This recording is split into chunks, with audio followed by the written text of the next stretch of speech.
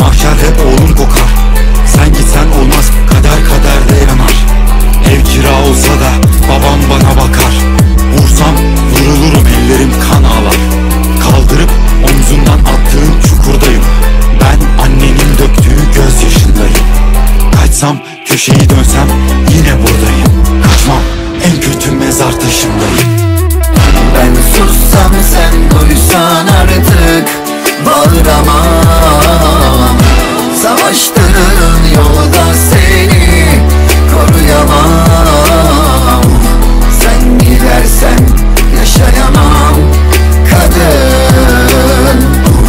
Kan senin çukurunda uyurum kadın. Sen gidersen yaşayamam kadın.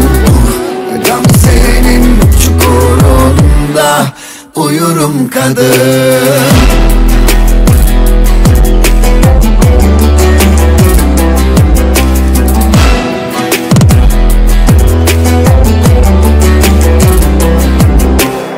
Tüketeceksin diye kalmam anadan üryan. İyiliklerimi sömürsen de çıkmam ulan buradan. En dibe çeksen de zirvedeki çelik tahttan. Korkmuyorum korkudan, etrafımı saran pusudan.